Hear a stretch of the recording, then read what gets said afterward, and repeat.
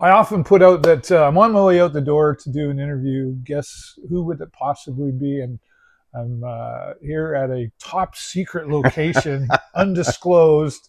We might let the cat out of the bag a little bit, but this place, and I'm going to show you some video throughout this interview of what you're going to see. This is just such a cool place. But first, Glen Fenwick, thank you so much for giving me Thanks, your David. time. Yeah, appreciate it. We've known each other a long time, like sort of sporadically throughout life, I think, and then we seem to have kind of full circled back. There's so much. I know you said too, you're like, well, I don't know, I'm kind of boring. I don't know what I'm going to talk. I'm like, really?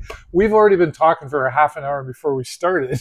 But that is top secret. But you're from Sarnia originally? Born and raised, and look forward to finishing my career here. Yeah. What? You never had a reason to leave? You always hear, and I asked that because you always hear like, oh, Sarnia, about it, you got to go out of town. But you never had a reason to leave. No, and I always say we put bad press out there about Sarnia to keep it as our own private place. Right. I believe it's the best place in Canada, Yeah. and by default becomes the best place in North America. And everything I ever loved is in Sarnia, which was the career I had and the friends I have. Yeah. What public school and high school? Cathcart, and I was supposed to go to Northern, but I was transferred to St. Clair, asked to be transferred so I could just go to our family business, Glen Fenwick Garage, as it was back then, which was just around the corner, and that was the other place I loved to hang out at. Right, and I think that's probably where I think we're about the same age. We were in high school together, I think. Ish, yeah. Ish, yeah. I'm 56, so I know he's like 49. Yeah, or 62. But I think maybe, so you were probably a senior when I was just wet behind the ears at St. Clair. But school was good for you? Did you enjoy it, or you couldn't wait to get out? I was probably more social than I should have been, and I'm still friends with an awful lot of people that we went to high school with. It was the greatest times of your life, that while you're going through them, you think they're the worst times of your life, and how you ever going to survive to be an adult, and why would you want to? And now we all look back and laugh, and great teachers that gave me a lot of latitude, and great friends. Do you remember some teachers in high school specifically that stood out for you? Oh yeah, Mrs. Prudhomme, Mr. Kilner, and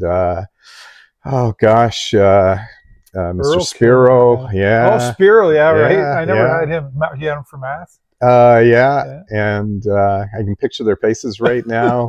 But Mr. Dudak, he was quite a character. Right. And Mr. Mr. Kilner, and I'm trying to think of our other phys ed teacher, and geography, math. It's funny because math wasn't so much as hard. It's just I didn't like doing it, and then that became an issue with finishing my projects and stuff like that. Right. But no, it was St. Clair was great, and those were all the friends I played Sarnia Township hockey with. Right. Oh, you're a hockey player. Yeah. Okay. Yeah, we grew up on dirt bikes around our place, motocross and stuff like that, and a lot of those fellows that rode that, they were farm boys, and of course then again that was the St. Clair guys. So the guys I rode dirt bikes with at Hully Gully and places like that were also, and then we went and played hockey in the winter, and then we just learned how to sneak into the liquor store over on Campbell Street, the old self-serve one where you filled out the form. And oh wow, yeah, where that's the Portuguese Center now, right on Campbell Street. I didn't know that. That's before my time. Yeah. Wow. Okay. I don't think you can go to jail for that now. No, and I probably that's the funny part. I've been talking about going to the liquor store while I'm in high school. Then you can probably understand how my grades were, what they were. Right. And that was still the era where you could get a job in the plants or the union through an uncle or a dad or whatever, and go right into great jobs in the valley and great jobs in the union. And of course, that's the backbone of Sarnia. Yeah, for sure. It's its own economy, really, the trades and the chemical valley in our area, right? Yeah, and just amazing that show, The Trades, is based out of Sarnia. And when you watch it, you go, okay, well, we know where that came from. I interviewed Ryan Lindsay, actually. And, did you? He was fantastic to talk to. And unfortunately, none of it was shot in Sarnia. No. But it's all very loose. Yes, it's quite a story. And it's nice to see a hometown boy making it big, right? Yeah. And having success. Yeah. You so you had a lot of fun in high school, but one of the things, that's where you met your wife, wasn't it? I met her later on because my wife is eternally youthful, and she's also 9 years younger than I am. Yeah, Kirsty. And yeah, so I met her through friends of mine.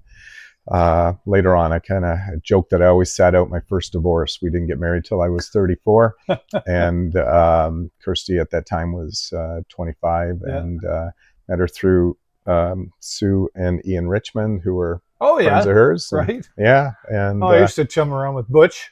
oh, is that right? So we call him yeah, Butch. yeah, Ian Richmond, yeah. yeah. And that's how I first knew Kirsty too. Was Right. that we were the Lakeshore Gang, I think, is what we called ourselves. Yeah, I always teased her that she grew up in the trailer park at Lakeshore and Murphy. That's right. Not far from it. No, yeah.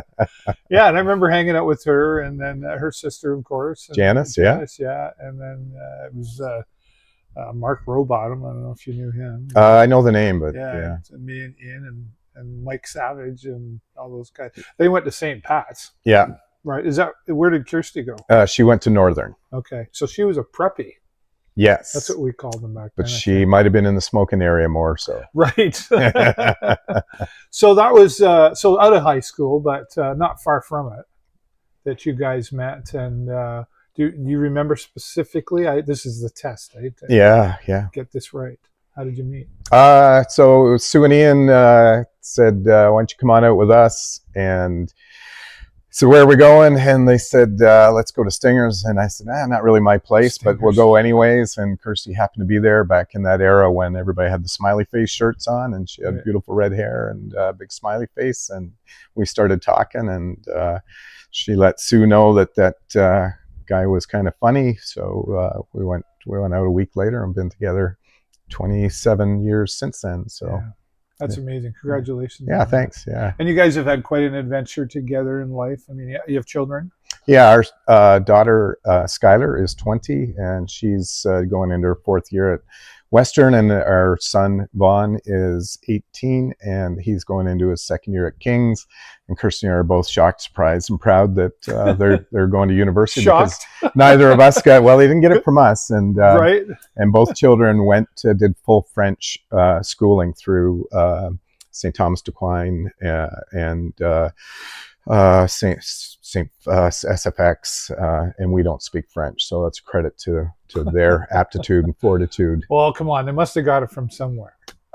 Man, I don't know. Or maybe we don't want to be like that. Great teachers. Yeah, exactly. Yeah, neither one of them wanted anything to do with the family business, and great teachers, great volunteers through the school network, and the kids actually enjoyed their schooling. And SFX is almost like a private school. It's very small, right? Very, very customized education process there. And so it's worked out to their benefit. It's nice when you can look at your children and go, wow. Good for you, and proud and all that stuff, right? Yeah. Seeing the success that they're having. Yeah, you feel the same way about your son. And, 100%. Yeah. 100%. You mentioned the family business in there, so let's get back to that. Originally, that was started from your dad. My dad and his very good friend Sam Beatty were working at Polymer Rubber down in the ground in the big underground vats that they had, scraping the stuff out of them. I forget if it was like $10 a day or whatever, but in the evenings they were working on old cars and trucks just for fun. And they decided to throw their hat in the ring. And there was a Texaco station that had just closed up, and it's located where the neighborhood convenience store is, right by the farmer's market at that point. Oh, yeah. Okay. And so they took a big leap, and my dad was married to my mom, and Sam was married to Marion, and they started up that, and they operated the Texaco gas station for a couple of years. So Sam Beatty, Ron Fenwick, it burnt down. My dad got burnt pretty bad through that. That stuff when nobody had 2 nickels to rub together. My mom went and lived with her sister and brother-in-law for a bit, while with my brother as a baby. And during that time, she also found out she was pregnant with my sister. So if you can imagine all that stuff going. And still, when my dad got out of the hospital, he and Sam rented a place where the dealerships are now in the South End that was owned by the brothers that used to have the Volvo and the Renault dealerships and that. So anyways, they rented a one-bay dirt floor shop. And in the winter, they had a fellow named Bill Oliver, a lot of people from the Point know Bill, and a lot of people from sports and that. Ollie was their fellow that would go in there at 7 a.m. and start the stove up. And if he made it too warm in there, they'd give him heck because the dirt floor would turn to mud. Oh, right. Yeah. So there was a science to that. Yes, yeah. And it was Ollie himself that told me that story about 10 years ago. So from there, they built across the street about a 3-bay garage right on Campbell Street at Ontario Street. And that's where the Subaru, Hyundai, and used to be the Volvo dealership was to this very day. So Beatty and Fenwick opened a garage there, and those guys were always having fun. Yeah. So they'd work hard during the day. They were the best mechanics in town. And then they built motorcycles, they built race cars, they built anything. And they had, and that would be kind of the hub around town where people would show up to see what's going on and what they're up to. Wow. Yeah. And obviously, became very successful over the years of building and growing a business that's flourished. And that name, Beatty Fenwick, I mean, I think anybody from Sarnia back in that era, that was Sam's family. They were large family, very active, outgoing, still all friends of mine to this day. Nice. And anybody could come in there, and they just take the shop rag, wipe their hands off, shake your hand, listen to what you had going on, go out, test drive your car, tell you what's wrong with it, go fix it. And their honesty and their work ethic and their intelligence transcended who they were as people, and really established themselves as great guys. Yeah. And now growing up in that world, like, well, you mentioned your mom and Sam's wife, Marion, I think it was. Yeah. Where were the wives / moms in all of this, beginnings of the business? Well, Marion had her hands full because they had Gail and Brenda and Rick and Dave and Stacy and Joyce, so 6 kids to raise. Wow. My mom had my brother and sister that were 2 years apart, and then I was the mistake that came along 7 years later. And so she was the bookkeeper, so she'd kind of get me off to school, go to the shop and handle the books and answer the phone, and then she'd come home by the time I was walking back in the days when you walked to public school. So uphill both ways. Yep, against the wind, through the snow and all that stuff. So my mom was the bookkeeper, and they were a very successful partnership right up till 1986 when Sam decided to retire. And by then we were the Volvo car dealership. Yeah. My dad still really liked Volvos, and I was at an age where there was kind of an undetermined future for me in life. Right. So he said, well, I'll buy out Sam and you can give it a shot. And if it works out for you, great. And if you don't hold up your end of the bargain, I'll sell it and retire and you're on your own. So fortunately, it worked out really well. Yeah. Through the wonders of nepotism, I was given a great opportunity that I later on realized really was my passion. Yeah. So let me pause you there for a minute. You bring that up, and there's a point in there. I think sometimes, like my parents had a business, right? And probably could have done whatever, chose not to. But you weren't just handed it. You had to. Your dad had to see something in you, recognize opportunity, and to give you opportunity.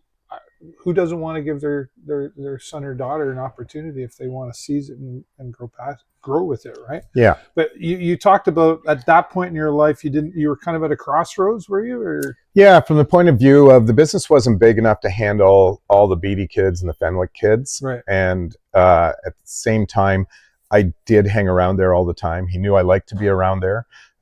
He probably felt I was could be smart enough to run it. The big question, like we always question young kids, would I have the work ethic or would I develop the work ethic to do it? Totally fair. Yeah. So what they did, they set it up so that my mother and father owned it when they bought out Sam, and Sam retired, and they set up the share structure so that I had non-voting shares. So they gave me kind of that feeling that I own a piece of it, but I didn't really own it because I couldn't vote on anything. Right. And at any time, if I didn't hold up my end of the bargain, they could fire me because Right. they had the voting shares. So every day I went to work, no different than anyone else. Yeah. If I didn't hold my weight during the day, I didn't have a job tomorrow.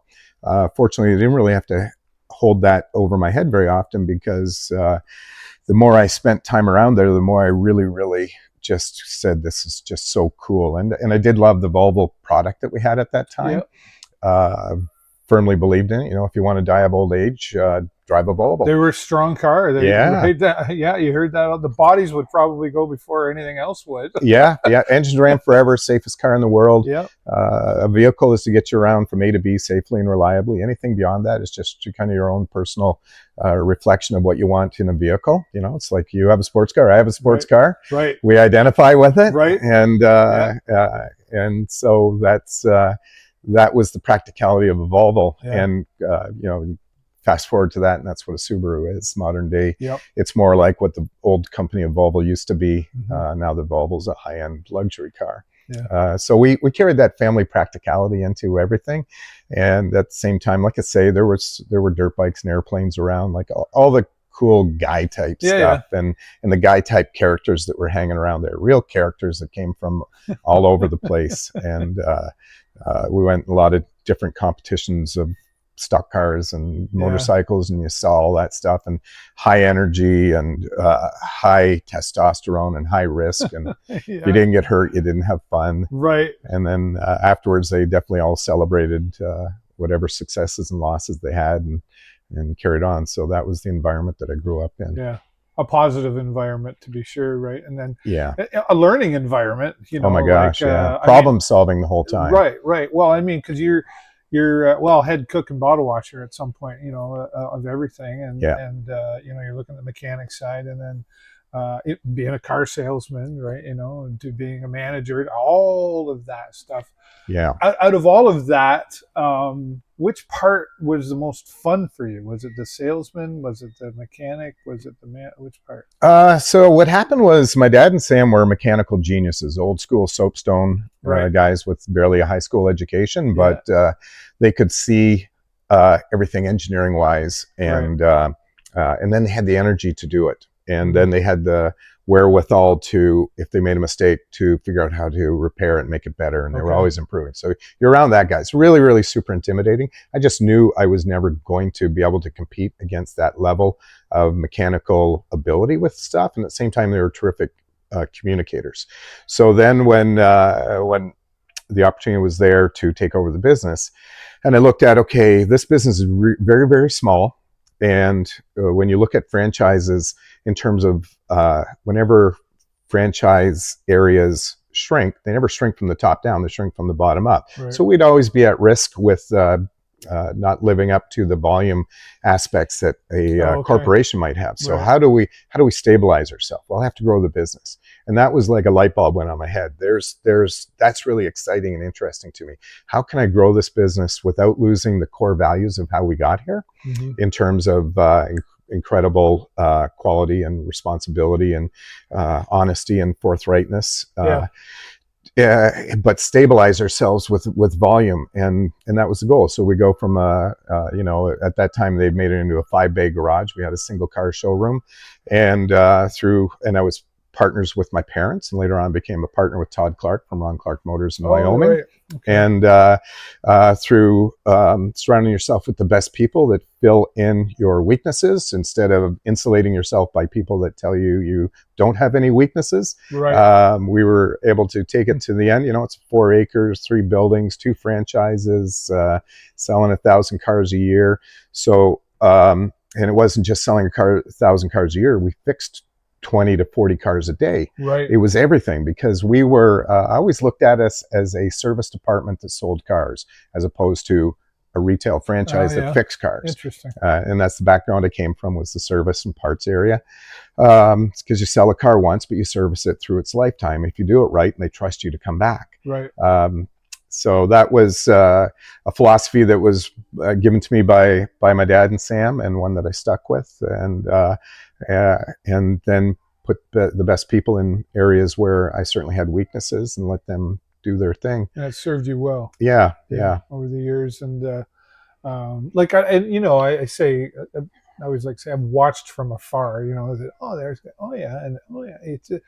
to having some interaction with you too. I remember one time, I forget what it was for. You were a sponsor of something. We were doing a video anyway, and we were in this vehicle, and we were in the Subaru Ascent. Okay, there you go, right? And you were just like, you weren't a salesman. You just kind of kicked into, like, you were so sincere and genuine about what you were talking about. It didn't sound sales pitchy, Thanks. right? Yeah. And I remember that specifically. And I do remember you were my first experience with like the braking. I don't know what you call it, like where you let go of the wheel or it brakes automatically or something, or whatever that was. Yeah, the electronic stability control and the traction control and the electronic brake assist. And you can take your hands off brake, slam foot right to the floor, and the hands off steering wheel, slam your foot on the brake, and stop dead straight regardless of that's right. what traction and is. And you were there. Like, let me demonstrate this. And I was like, we were going down Indian Road somewhere. And I was like, really? Okay. But except that I trusted you. Yeah. And that was I mean, knowing you helps, but I trusted you in the moment because of the way you spoke about the vehicle and everything. And that, I would say, probably it was a big part of you selling cars, was that trust factor. Thanks. Yeah. Well, so my area was, some people use their force of personality to sell. Yeah. I just used that growing up with a mechanical background and an understanding of why this is a well-engineered piece and why it might suit your needs, and try to match them up, and then let you come to the conclusion that you would like to come to. Yeah. And if it worked, great. And if it didn't, well, we're always here the day that we have something for you. Yeah, right. And your employees that you had over the years, it felt like when I walked in there, it was like a family atmosphere. Was that intentional? Yeah, because you go back again to that Glen Fenwick era. Anybody could walk in and everybody was just friends. And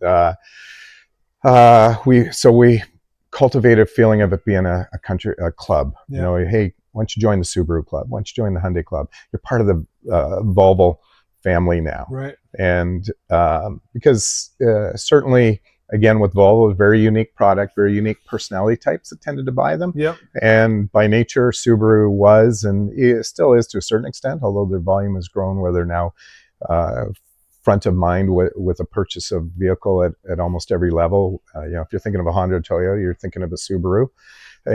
Whereas back in the day, even when we started with Subaru, it was like, what's a Subaru? Oh, right. It's that funny little car. Right. Oh, they're 4-wheel drive. Why do you have those? And then and Volvo was like that as well. If a husband or wife, and typically a family purchase, again, because it's a family type vehicle, if they came with a clipboard and consumer reports, well, you knew they weren't buying a vehicle based upon its styling. They were based upon its content. Right. And we knew they were going to buy a Volvo, because Volvos were boxy, because that was the most efficient shape to put the most stuff in. Yeah. I'd buy a Volvo, but they're ugly. Well, right. I want to buy this other car, but my kid can't fit in the back seat. As a teenager, I remember us saying, who'd want that? Yeah. So Dudley Moore and Daryl Hannah, boxy but good. And so we, fortunately, between the engineers that were working in the valley, the teachers that were very analytical, and again, the tradespeople who were working so much that their wives would say, if their wives are running the household at home, they'd say, we need a new car. Right. And they'd go, just go out and get one. Well, when they walked in, they bought a Volvo because they did the research, much more research than a guy. I knew a lot of teachers in high school. I remember had Mr. Berg, I don't know if you remember him, history teacher. He had a Subaru. I met Chris Brandon. She was my math teacher. And she had a Volvo. I remember a lot of those. So there was a type. Yeah. Right? That's right. Volvo and the Subaru. Yep, absolutely. And that type has changed now that Volvo's purposely re-imaged themselves as a brand. However, that void was filled by Subaru, and the good news is with Subaru, it sounds like a Subaru commercial, and I'm totally retired and I don't have anything to do with the business. He's kicking into sales. Yeah, okay. but my daughter has a Subaru, my son has a Subaru, and so on. But so they were my passion. Hyundai, I have the utmost respect for those, and all that they're doing. And as an electric vehicle, they're probably actually the best electric vehicle to buy out there, and their hybrid technology. Which one is? Any of the Hyundai electric models, like the Okay. Hyundai Kona electric, the Elantra. I want to try recognize. See, I don't recognize all these car names. I guess I just, I don't know, stuck with what I knew. Yes, yeah. So I'm a technology nerd, specifically with airplanes, motorcycles, and cars. Yeah. And I still keep up to date with all that just because I love it. And Well, you come by that honestly. yes, yeah. Let's talk about that. Actually, let's get into where do you want to talk first? Cars, planes, or motorcycles? What about trains? Trains, planes, and automobiles. Yeah, exactly. That, right? Great movie, and lots of friends that work for CN, and actually good friends with the Thompsons that have Lambton Diesel service, and they're also into motocross and that. But so airplanes are pretty cool, and we had you out at our COPA 7 Canadian Owners Pilot Association. Let's start there. Let's talk about COPA 7. For those who don't know, what is that? That is, so the Canadian Owners Pilots Association is the largest group of amateur and professional pilots in Canada. That's kind of their group name. And we are flight number 7, so basically Lambton County. And we have a current membership of about 70 people of pilots and people interested in aircraft. And we're also the group that was led by Deb Watson and Mark Sabutis and Bruce Bond that established SOAR, Save Our Airport Rally, back about 5 years ago now, when there was talk of selling off the airport once Air Canada had left, and the expenses of running the airport were... Well, go deep into that. Where does that... I know, because when I was at that, you invited me out to speak. I was like, how am I going to speak it? But I really enjoyed talking there that night, and I appreciated the invite. And I saw a lot of people that I knew were pilots, but then I saw a lot of people that I knew but didn't know they were pilots. And, and it was like, oh, I never knew, right? And I know, like, Matt Berube was there. Here's a story and a half. With what he's done with it. Incredible. But where is that? How's our airport doing? What's that sit at right now? Our airport is doing great, and it has a bright future. Okay. And that's through credit to our community for realizing the important resource that's out there and its importance to the city, for everything from proper medevac flights to save lives, especially during bad weather, to being involved with search and rescue out in the lake, to land and air, land, and sea border security, but also the potential in the future to have new businesses come out there that may or may not be aviation related, but it's perfectly suited with the size of the airport. Right. The options for... we're kind of in are we in a unique position with that airport because of where we're located on the border? Incredibly so. Right? Absolutely, especially in this day and age, and with the fact that we have so much acreage out there that some of us being sharecropped to offset the cost of the airport. Yeah. But there's huge potential out there for everything from training centers to Coast Guard to, like we say, OPP, border security, anything that could go out there to do all the stuff that the Orange Man talks about, stop the, our case is we really need to stop the flow of contraband stuff coming into the country. He might spin it the other way. Yeah. But no, we're in a great area, better than Windsor, better than Niagara and Welland area. Yeah. And we're right at the border. And we have I was just talking to my friend Brian Morgan, who's Coast Guard, and I had a little tour of the mobile command center. Yep. And I haven't looked inside the new Sarnia Police Command Center yet, but we seem like, probably because we're border, we have we really have a lot of great services. Yes. And access to the services. Like this was during the float down, and not that I'm a fan of the float down, but I still go. But at least we have the services here in place, and they all seem like, I'm not behind the scenes, like they talk to each other.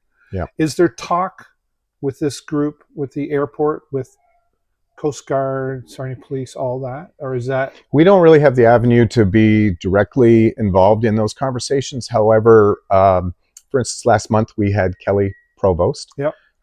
Kelly is one of the most important people in the city, and her job has a great deal of responsibility in all areas of the city, but one of them in particular is the airport. And between Kelly and Marilyn Gladue and Bob Bailey and our city councilors, that we've got great support from our city councilors with our club, we've let them know we're here to support them, but also we're here watching to see what they're doing with it. And they've been, we've had a steady stream of them coming out and speaking at our meetings, so they could see the importance of that airport and that topic.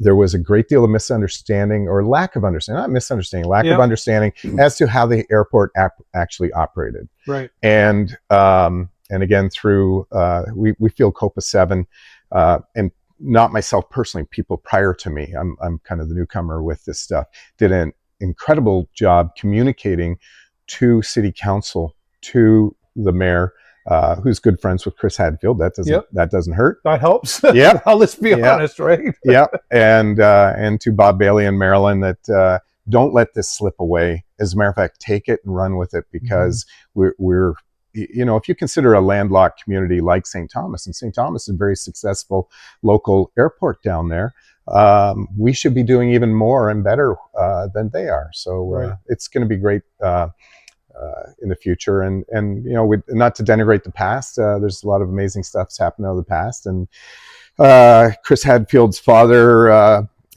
who just passed away recently, he was the first professional pilot for Air Ontario in there. Our history goes back decades. Oh, really? And Lambton County had more pilots per capita come out of Lambton County during World War II than any other community in Canada. Say that again. So more pilots came out of Lambton County per capita than any other place in Canada during World War II. So when you talk about some really important people, there's the fellow that was the teacher at Skits that went on to become the NASA engineer and all that stuff. Oh, yeah, I've heard about that. Yeah. And it's kind of that, sometimes we overlook what's gone on right here. Well, I think our town's really sports focused, right? So we hear about the Neen houses and the Weirs and all that, right? But, this is a little different than that. Yeah. It's so nice to see this. I don't even want to call it a hobby. It is a hobby, but it's much more than that. The airplanes, the flying, getting so much, are starting to see more attention. Yes. I don't think there's enough yet, but we can work on that. We're going to work on that. Yeah. But it's really just nice to see, because there is such a great history in Lambton County. Yeah. And I know I've picked up over conversations with you. You're a huge history buff. I know we were talking Germany and all that stuff before we started the camera. What would you say? Okay, so I want to be an airline pilot. It's on my list. I don't know where it's on my list, Glenn, but timing's everything, at least for me, because I'm the kind of guy that if I take it on, let's get her done. That's right. I don't want to take 20 years like some people we know taking, and I think that's probably a lot of people. They start. It's not cheap, right? No. The cost can be a barrier for some people, I think. Yeah. But for someone who's going, I really want to do that thing. I want to start and get my private pilot's license. What's the best way to start with that? Well, you go straight out to Huron Flight Services. Okay. Talk to Dennis, Judy, Jake, Brent, Jason, Brent. Go for a flight, see if it's really for you, then sign up. And if you have the time, you can become a private pilot within 6 weeks. Wow. Yeah. Wow. And that's the internet. And I say that because I know. That's, 6 weeks. Like, so you're talking like I'm in this every day, 7 days a week. Pretty much. Yeah. Every nice day. So what about like twice a week? Is that if I was doing something, whatever that is. Yeah, you're going to whether be it's about a close- year. Yeah, About a year. okay. So it's still a very That's realistic very short-term realistic. goal. For a lot of people. People work and all that stuff. Yeah. Money, you know. Yeah, that's right. But young people, I saw it specifically back a couple summers ago. A young fella came from out of town, stayed at a friend of ours' house, and within 6 weeks he was graduated and gone off to get his commercial pilot's license as well. Nice. So there is existing right now a tremendous shortage of pilots, aircraft mechanics, flight management people, and that. Flight management. I don't know. Well, I'll tell you, if you end up at That's a lot of responsibility. I mean, being a pilot's a responsibility. Yeah. Being a mechanic's a lot of, but that I don't know. Yeah, it depends what you like to do. You know, if you end up at those jet service areas where the big jets come in, Oh yeah. that type of flight management, you're going to run that terminal and you're going Right. to make sure that all the rock stars and the business people are well taken care of and their jets are parked properly and that they're fueled up and all that I stuff. never really thought about that. Right. That sounds like a blue chip job to me. Yeah. Right. I don't know. I just want to fly a plane and look as cool on the plane as I do in my Firebird. Is what I want. But there's a little more to flying the plane than driving the Firebird, right? And I think a lot, you know, yeah, here on flights. Actually, I've been meaning to go out there and talk to them because, well, our friend Matt Berube, I know, like he was. I don't think he is now, but he was teaching there for a Yeah. while, and Yeah. he's gone on to get his aviation mechanics, And yep. But they're really. I think one of the things I like about Huron Flight is they're community oriented too. It seems. Oh, You know, without like, question. Yeah. they're supporters of the Sarnia Sting, and you know, they got their blimp there. That's kind of cool. But Yep. I know they give back a lot into the community, and that They're always helping people quietly, yeah, and they never say no to yeah, anything reasonable. yeah. That's another. Well, maybe should be on the list for the show here to talk to them. But so okay, so you're going out there, you're doing that thing. Yeah, you can do that But locally. I suck at math, Glenn. Yeah. Is that a barrier? No, it's not a barrier. It's not kind of like when you take a CPET course at the college where you're going to get hammered with math to start with and it's Right, going to chase okay. you out of there. That's kind of more the culling out process, perhaps, in Right. CPET and that type of curriculum. But when you go out to the airport, they really want to, it was definitely a lot of memory work. But again, as you love it and you put the pieces of the puzzle together, it's going to happen. There's no complex math issues because remember, you're going to have to think on your feet while you're flying Right. as the weather's going against you, as your fuel's running down, as you run out of light, as you've had a couple of instrument failures. And You're not selling this right now. no, but if you love high energy, if Yeah. you love multitasking, if you love There's a lot excitement, going on. yeah, There's a lot yeah. going on. I listen to can I remember the 123 megahertz, and I listen, and that's part of what keeps me going. Oh, geez, I should be that guy up there. You know, that's how I. Yeah, but So- you know, at the same time, on a beautiful, like last night after the storm or on the weekend, that golden hour early in the morning, this morning, Yeah. best time to go flying Yeah. ever.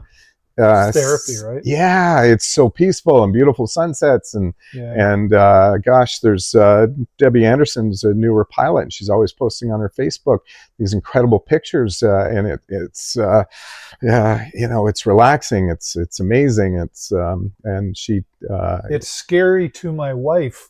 yeah, right, When I went up with Matt, and I didn't tell her until I was walking out the door. She's like, "Where are you going?" I'm like, "Of course, you can't lie to your wife, right?" So it's like, Right. "I'm going for an airplane." What? You know, and she knew Matt, whatever. And her first question was, "Does he have any parachutes?" yeah, That's kind of what I did. Right, I said, yeah. "Listen, we're only 10,000 feet max," and she's like, "What? 10,000?" You know, and I'm just like, Yeah. "Honey, if what if the engine quits?" She said. I said, "Well, we glide." yeah. She didn't understand, right? You know, and well, would you like land or water? I said, that's up to Matt. Yeah.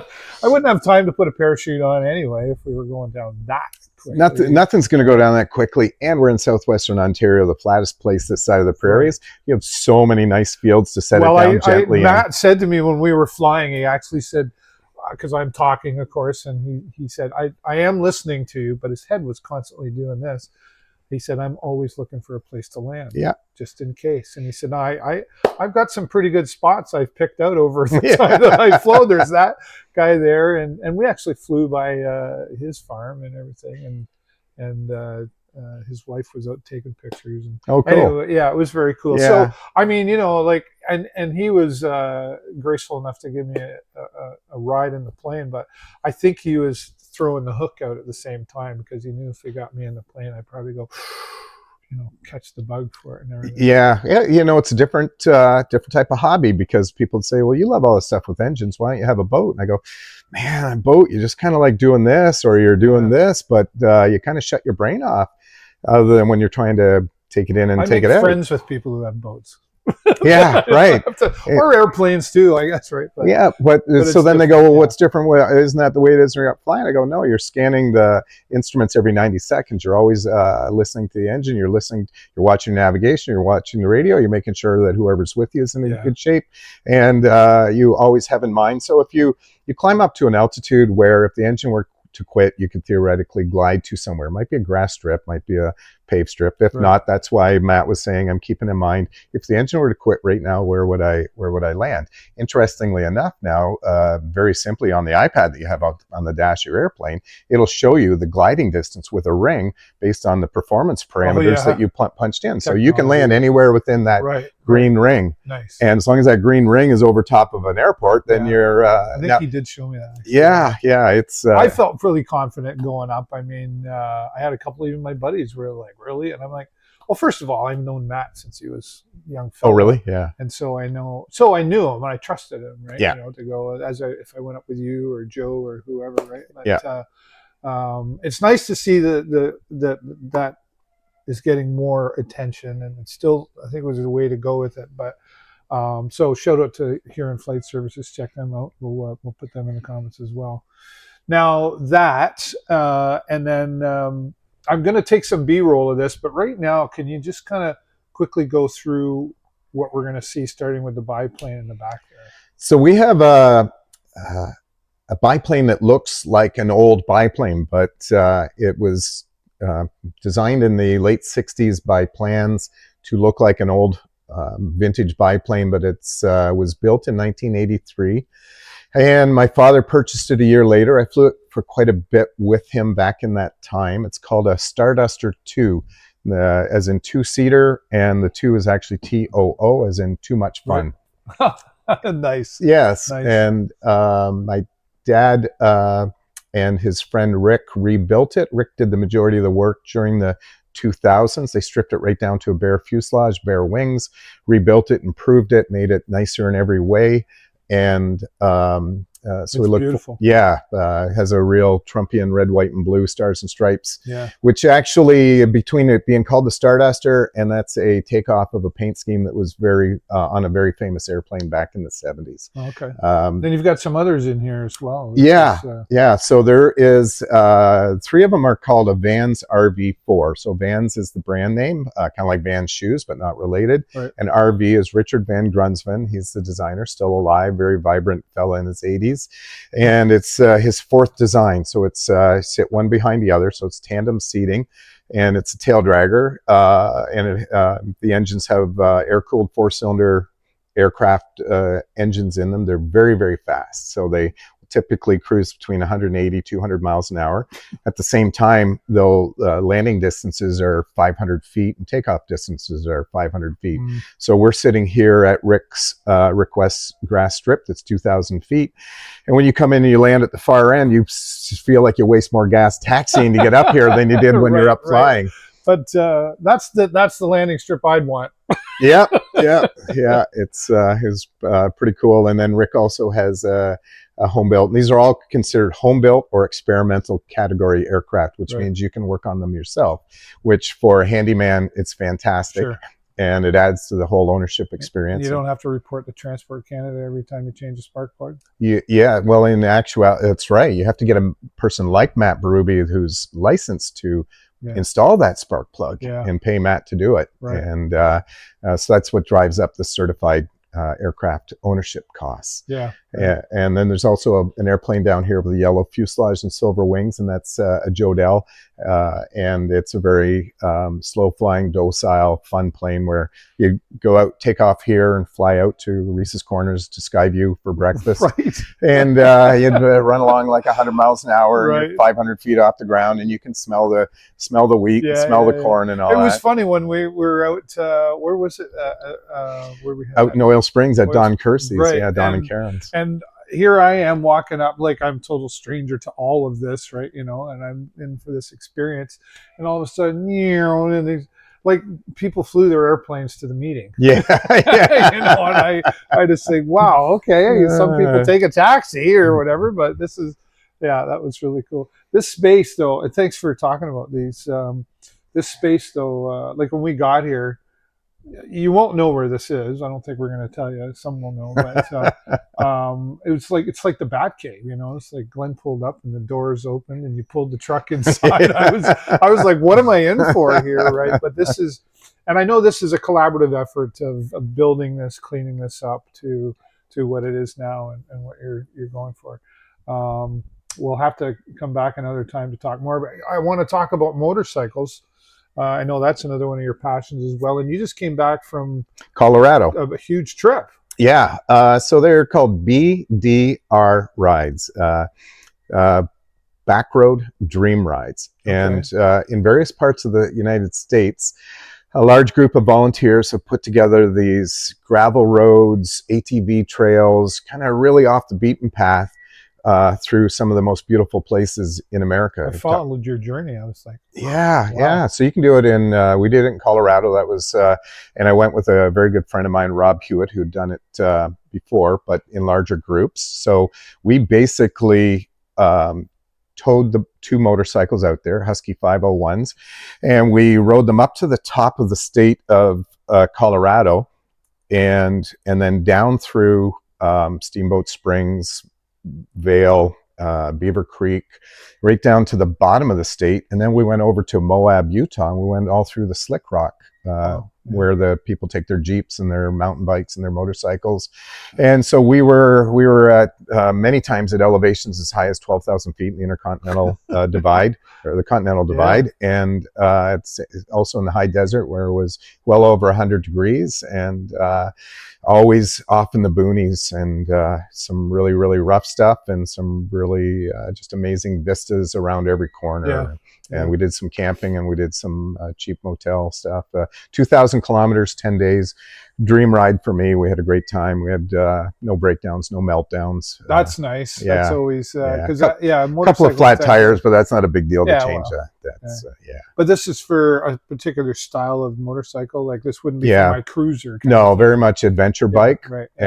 You can take so you can pick how off-roadish you want to do it. Okay. We were on very light, responsive bikes, and so I just said to Rob, you make it as tough or as easy as you want. And so we went for some of the more challenging stuff, whereas you can also get on those big GS 1250 BMWs or the 900 BMW like Chris Hall is traveling the world with. We've had Chris He's out home here right now, so I'm hoping to for a catch minute. Up with him. For a minute, right? Before he's off to Africa. We had Chris out here back a few months ago. He put on just a fantastic evening with all of us. We had about 30 of us here, and he gave us a tour of his whole setup and his history, and some of the stuff he can't really say on Facebook that's happened behind the scenes. Really amazing. Like we're all going, that's not for me. That's not for me. But he's an incredible human. As well. Like he's just very.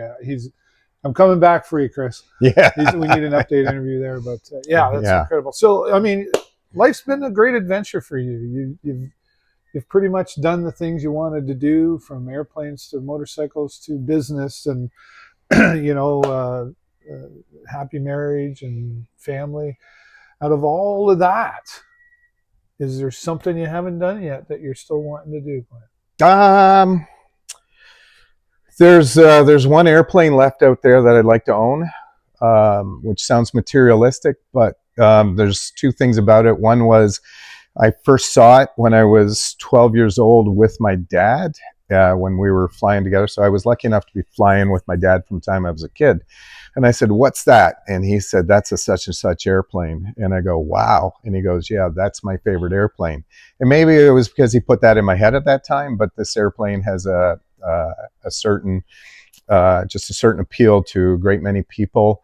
And someday if I ever own one of those, that'll kind of finish that book on that. But the rest is really so lucky to, every morning I have a coffee and I go, wow, it's really been lucky. And I tell people, you think it's luck? Well, it's kind of that Roger Penske, the harder I work, the luckier I get. Right. But no, there's some really unfair breaks in life. And fortunately, I've avoided most of them. Mm-hmm. And, when people talk about your glass is half full or half empty, yeah.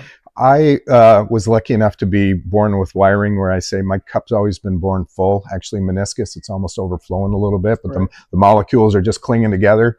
I'm with you on that. Yeah. So, are you a mindset fella? Or are you 100%? Yeah, for sure. Yeah. Books that you read or anything like that? Start out really young, trying to figure out, like everybody else, what's the meaning of life, and you come up with your own conclusion on that one, and then you decide whether at the end of the day, did you make the world a little better or a little worse? And if you made it a little better than when you started in the morning, then you've kind of achieved my goal anyways. And then the goal was I set aside all my hobbies and that when I was serious about the business and married Kirsty and we started having kids. So then my goal is to be a good father, good husband, good businessman. And reached that stage back a few years ago when I always thought I'd work till I was 75 because I loved the job. I just pictured myself driving the shuttle van, talking to people. But I came home one day and I said, I think if we retired right now, we could pretty much live our same standard of living. I still live on Del Ave on a house right beside where I grew up. Yeah. So just our regular means of living. And she said, she didn't say, can we afford it? She said, I thought you were going to work forever. And that's what everybody said to me because they knew how happy I was doing it. Right. But I just decided with our kids at that time, they were 16 and 18, and I'd rather spend more time with them so that they could blame me for being around too much than from not being around.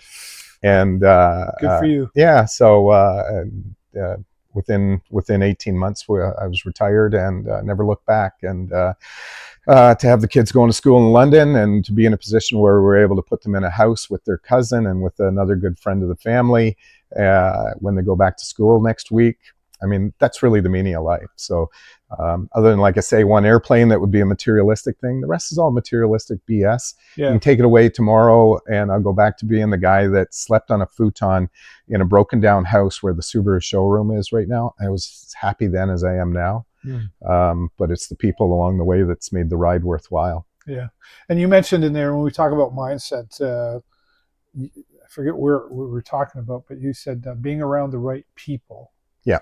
That surrounding yourself with the right people makes a world of difference, right? Like I always say, you can't control the weather, but you can choose your climate.